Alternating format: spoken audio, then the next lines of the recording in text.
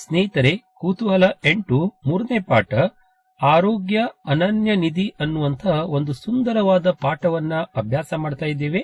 ಈಗಾಗಲೇ ಮೊದಲನೇ ವಿಡಿಯೋದಲ್ಲಿ ನಾವು ಈ ಪಾಠದಲ್ಲಿ ಆರೋಗ್ಯ ಅನ್ನುವುದರ ಪದದ ಕುರಿತು ಏನು ಅರ್ಥವನ್ನ ಕೊಟ್ಟಿದ್ದಾರೆ ಅನ್ನೋದನ್ನ ತಿಳ್ಕೊಂಡಿದ್ದೇವೆ.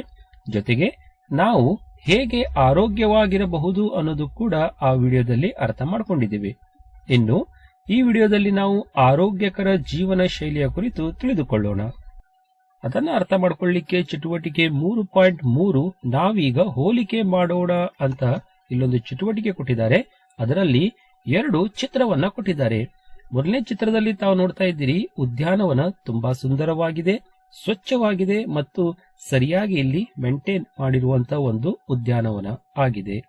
ಇನ್ನು ಎರಡನೇ ಚಿತ್ರದಲ್ಲಿ ತಾವು ನೋಡ್ತಾ ಇರುವ ಹಾಗೆ ಮಾಲಿನ್ಯ ಭರಿತವಾದಂತಹ ಪರಿಸರದಲ್ಲಿರುವಂತಹ ಒಂದು ಉದ್ಯಾನವನ. ಈ ಒಂದು ಉದ್ಯಾನವನದಲ್ಲಿ ತಾವಿಲ್ಲಿ ನೋಡ್ತಾ ಇದ್ದೀರಿ, ಮಲಮೂತ್ರ ವಿಸರ್ಜನೆ ಆಗಿರುವಂತದ್ದು, ಅದರ ಮೇಲೆ ನೊಣಗಳು ಇರುವಂತದ್ದು. ನಂತರ ದೂರದಲ್ಲಿ ಕಾರ್ಖಾನೆ ಕೂಡ ಇದೆ, ಅದರಿಂದ ವಿಷಯುಕ್ತ ಒಂದು ಹೊಗೆ ಬರ್ತಾ ಇರುವಂತದ್ದು. ಅಂದ್ರೆ ಒಂದು ರೀತಿ ಹೊಲಸು ಅಥವಾ ಗಲೀಜಾದಂತಹ ವಾತಾವರಣದಲ್ಲಿರುವಂತಹ ಉದ್ಯಾನವನ, ಇನ್ನೊಂದು ಸ್ವಚ್ಛ ಮತ್ತು ಸುಂದರವಾದ ಒಂದು ಉದ್ಯಾನವನ. ಈ ಎರಡೂ ಚಿತ್ರಗಳನ್ನು ಕೊಟ್ಟು ಒಂದು ಪ್ರಶ್ನೆಯನ್ನ ನಿಮ್ಗೆ ಇಲ್ಲಿ ಕೇಳಿದ್ದಾರೆ. ನೀವು ಯಾವ ಆಟದ ಮೈದಾನದಲ್ಲಿ ಆಡಲು ಬಯಸುತ್ತೀರಿ ಮತ್ತು ಏಕೆ ಅಂತ. ಚಿತ್ರ 1ರಲ್ಲಿ ತೋರಿಸಿರುವ ಆಟದ ಮೈದಾನದಲ್ಲಿ ಆಡಲು ಬಯಸುತ್ತೇವೆ. ಕಾರಣ ಏನಂದ್ರೆ ಅದು ಸ್ವಚ್ಛವಾಗಿದೆ, ಉತ್ತಮವಾಗಿ ನಿರ್ವಹಿಸಲ್ಪಟ್ಟಿದೆ ಮತ್ತು ಸುಂದರವಾಗಿ ಕಾಣುತ್ತಿದೆ. ಆದರೆ ಎರಡನೇ ಚಿತ್ರದಲ್ಲಿ ತಾವು ನೋಡುತ್ತಿರುವಂತಹ ಆಟದ ಮೈದಾನ ಕಲುಷಿತಗೊಂಡಿದೆ, ಕೊಳಕಾಗಿದೆ, ಅನಾರೋಗ್ಯಕರವಾಗಿದೆ ಮತ್ತು ನೊಣಗಳು ಹಾಗೂ ಸೊಳ್ಳೆಗಳಿಂದ ತುಂಬಿದೆ. ಅಂತಹ ಪ್ರದೇಶದಲ್ಲಿ ವಾಸಿಸುವಂತಹ ಜನರು ಆಗಾಗ್ಗೆ ಅನಾರೋಗ್ಯಕ್ಕೆ ಒಳಗಾಗಬಹುದು. ಆದ್ದರಿಂದ ನಾವೆಲ್ಲರೂ ನಮ್ಮ ಸುತ್ತಮುತ್ತಲಿನ ವಾತಾವರಣವನ್ನ ಸ್ವಚ್ಛವಾಗಿ ಇಡಬೇಕು, ಸರಿಯಾಗಿ ನಿರ್ವಹಿಸಲ್ಪಟ್ಟಿರಬೇಕು ಮತ್ತೆ ಸುಂದರವಾಗಿ ಕಾಣುವ ಹಾಗೆ ಇರಬೇಕಾಗ್ತದೆ.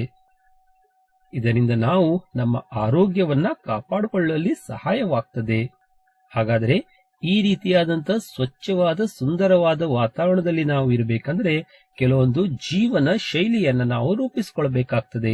ಅದೇನೆಂದ್ರೆ ಈ ಚಿತ್ರದಲ್ಲಿ ತಾವು ನೋಡ್ತಾ ಇದ್ದೀರಿ, ಉತ್ತಮ ಅಭ್ಯಾಸಗಳನ್ನ ಬೆಳೆಸಿಕೊಳ್ಳುವುದು ಅಂದ್ರೆ ನಮ್ಮ ಸುತ್ತಮುತ್ತಲಿನ ಕಸಗಳನ್ನೆಲ್ಲ ಸರಿಯಾಗಿ ನಿರ್ವಹಣೆ ಮಾಡುವಂತದ್ದು ಮತ್ತು ಆರೋಗ್ಯಕರ ಜೀವನ ಶೈಲಿಯನ್ನ ಅಳವಡಿಸಿಕೊಳ್ಳುವುದು. ಅದರ ಜೊತೆಗೆ ನಾವು ನಮ್ಮನ್ನು ಮತ್ತು ಸುತ್ತಲಿನ ಪ್ರದೇಶವನ್ನ ಸ್ವಚ್ಛವಾಗಿಟ್ಕೊಳ್ಬೇಕು. ಕೇವಲ ನಮ್ಮನ್ನು ನಾವು ಸ್ವಚ್ಛವಾಗಿಟ್ಕೊಂಡ್ರೆ ಸಾಕಾಗಲ್ಲ, ನಮ್ಮ ಸುತ್ತಲಿನ ಪ್ರದೇಶ ಕೂಡ ಸ್ವಚ್ಛವಾಗಿರಬೇಕು. ಇಂತಹ ಒಂದು ಜೀವನ ಶೈಲಿಯನ್ನ ನಾವು ರೂಢಿಸಿಕೊಳ್ಬೇಕಾಗ್ತದೆ. ನಂತರ ಈ ಎರಡನೇ ಚಿತ್ರದಲ್ಲಿ ತಾವು ನೋಡ್ತಾ ಇದ್ದೀರಿ, ಇಲ್ಲಿ ಸಾಕಷ್ಟು ಹೊಗೆ ಅಥವಾ ಧೂಳು ಇರುವ ಸ್ಥಳದಲ್ಲಿ ಉಸಿರಾಡುವುದು ಕಷ್ಟ. ಇದೆಲ್ಲ ತಮ್ಮ ಅನುಭವಕ್ಕೆ ಬಂದಿರ್ತದೆ. ಏಕೆಂದರೆ ಶುದ್ಧ ಗಾಳಿ ಮತ್ತು ನೀರು ನಮ್ಮ ಆರೋಗ್ಯಕ್ಕೆ ಮುಖ್ಯವಾಗಿದೆ. ಜೊತೆಗೆ ನಗರಗಳಲ್ಲಿ ವಾಹನಗಳು ಮತ್ತು ಕಾರ್ಖಾನೆಗಳಿಂದ ಉಂಟಾಗುವ ವಾಯು ಮಾಲಿನ್ಯವು ಕೆಮ್ಮು ಅಥವಾ ಅಸ್ತಮಾದಂತಹ ಸಮಸ್ಯೆಗಳನ್ನ ಉಂಟು ಮಾಡುತ್ತದೆ. ಆದ್ದರಿಂದ ನಮ್ಮ ಸುತ್ತಮುತ್ತಲಿರುವಂತಹ ಗಾಳಿ ಅಥವಾ ವಾಯು ಪರಿಶುದ್ಧವಾಗಿರಬೇಕು. ಅದನ್ನ ಸ್ವಚ್ಛವಾಗಿಡುವಂಗೆ ನಾವು ನೋಡ್ಕೊಳ್ಬೇಕಾಗ್ತದೆ.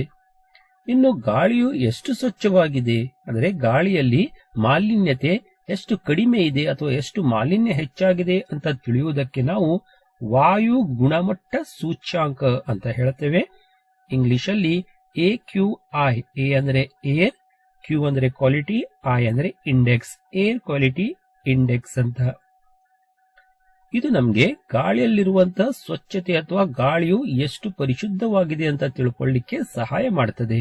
ಸ್ನೇಹಿತರೆ, ಈಗಾಗಲೇ ನಾವು ತಿಳ್ಕೊಂಡಿದ್ದೇವೆ, ಆರೋಗ್ಯ ಅಂದ್ರೆ ಕೇವಲ ದೈಹಿಕ ಆರೋಗ್ಯ ಅಲ್ಲ, ಮಾನಸಿಕವಾಗಿಯೂ ಕೂಡ ನಾವು ಸಂತೋಷದಿಂದ ಇರಬೇಕು. ಹಾಗಾದ್ರೆ ನಾವೇನ್ ಮಾಡಬೇಕು? ನಾವು ಉತ್ತಮ ಆಹಾರ ಸೇವಿಸುವುದರ ಜೊತೆಗೆ ನಿರ್ಮಲ ಪರಿಸರದಲ್ಲಿ ವಾಸಿಸುತ್ತಿದ್ದರೂ ನಾವು ಒಂಟಿಯಾಗಿದ್ದರೆ ಅಥವಾ ಅಸಹನೆಯನ್ನ ಹೊಂದಿದ್ದಾಗ ಒಳ್ಳೆಯ ಮನಸ್ಥಿತಿಯನ್ನ ಹೊಂದಿರಲು ಸಾಧ್ಯವಿಲ್ಲ. ನಾವು ಒಬ್ಬರೇ ಇದ್ದೇವೆ ಅಥವಾ ನಾವು ಚಿಂತೆಯಲ್ಲಿ ಒಳಗಾಗಿದ್ದೇವೆ ಅಂದ್ರೆ ನಾವು ಆರೋಗ್ಯದಿಂದ ಬದುಕಲಿಕ್ಕೆ ಸಾಧ್ಯ ಇಲ್ಲ. ಹಾಗಾದ್ರೆ ನಾವೇನ್ ಮಾಡಬೇಕು? ಈ ಚಿತ್ರದಲ್ಲಿ ತಾವು ನೋಡ್ತಾ ಇದ್ದೀರಿ, ಸ್ನೇಹಿತರು ಮತ್ತು ಕುಟುಂಬದವರೊಂದಿಗೆ ಸಮಯವನ್ನ ಕಳೆಯುವುದು, ಅವರ ಜೊತೆಗೆ ಮಾತನಾಡುವುದು, ನಗುವುದು ಮತ್ತು ಮೋಜು ಮಾಡುವುದು, ಇವೆಲ್ಲ ನಮ್ಮ ಮನಸ್ಸನ್ನು ಆರೋಗ್ಯದಿಂದಿಡಲು ಸಹಾಯ ಮಾಡುತ್ತದೆ. ಆದಂತ ಜೀವನ ಶೈಲಿ ನಾವು ರೂಢಿಸಿಕೊಳ್ಬೇಕು. ನಮ್ಮ ಸುತ್ತಮುತ್ತಲಿನ ವಾತಾವರಣ ನಾವು ಇಟ್ಕೊಂಡ್ರೆ ನಾವು ದೈಹಿಕವಾಗಿಯೂ ಮಾನಸಿಕವಾಗಿಯೂ ಆರೋಗ್ಯದಿಂದ ಇರ್ಲಿಕ್ಕೆ ಸಾಧ್ಯ. ಹಾಗಾದ್ರೆ ನಾವು ಅಸ್ವಸ್ಥರಾಗಿದ್ದೇವೆ ಅಥವಾ ಕಾಯಿಲೆಗೆ ಒಳಗಾಗಿದ್ದೇವೆ ಎಂದು ಹೇಗೆ ಗೊತ್ತಾಗುತ್ತದೆ? ಕೆಲವು ಲಕ್ಷಣಗಳು ನಾವು ಅಸ್ವಸ್ಥರಾಗಿದ್ದೇವೆ ಅಂತ ತಿಳ್ಕೊಳ್ಳಿಕ್ಕೆ ಸಹಾಯ ಮಾಡುತ್ತದೆ. ಉದಾಹರಣೆಗೆ ನೋವು, ಆಯಾಸ ಅಥವಾ ತಲೆ ತಿರುಗುವಿಕೆಯಂತ ಲಕ್ಷಣಗಳು, ಜೊತೆಗೆ ಜ್ವರ, ದೇಹದ ತಾಪ ಹೆಚ್ಚಾಗುವಂಥದ್ದು, ದದ್ದು, ಚರ್ಮದಲ್ಲಿ ಕೆಲವೊಂದು ಕಲೆಗಳು ಆಗುವಂಥದ್ದು, ರ್ಯಾಷಸ್ ಅಂತ ಏನ್ ಹೇಳ್ತೇವಲ್ಲ ಅದು, ಅಧಿಕ ರಕ್ತದೊತ್ತಡ ಅಂದ್ರೆ ಬ್ಲಡ್ ಪ್ರೆಷರ್ ಹೆಚ್ಚಾಗುವುದು ಅಥವಾ ಕಡಿಮೆ ಆಗುವುದು, ಅಥವಾ ಊತದಂತಹ ಚಿಹ್ನೆಗಳು, ಇವೆಲ್ಲ ನಮಗೆ ಕಾಯಿಲೆ ಬಂದಿದೆ ಅನ್ನೋದನ್ನ ಸೂಚಿಸ್ತದೆ. ಇದರಿಂದ ನಾವು ಅಸ್ವಸ್ಥರಾಗಿದ್ದೇವೆ ಅಂತ ತಿಳ್ಕೊಳ್ಬಹುದು. ಸೊ ಇಂತಹ ಅಸ್ವಸ್ಥತೆಗೆ ಸಂಬಂಧಪಟ್ಟಂತ ಕಾರಣಗಳು ಇದೆಯಲ್ಲ, ನಾವು ವೈದ್ಯರ ಬಳಿ ಹೋದಾಗ ಅವರಲ್ಲಿ ಹೇಳ್ಕೊಂಡ್ರೆ ಅವರು ಯಾವ ಕಾಯಿಲೆ ನಮಗೆ ಬಂದಿದೆ ಮತ್ತು ಅದನ್ನ ಹೇಗೆ ಗುಣಪಡಿಸುವುದು ಅನ್ನೋದನ್ನ ಸರಿಯಾದ ಒಂದು ನಮಗೆ ಮಾರ್ಗದರ್ಶನ ಕೊಡ್ತಾರೆ.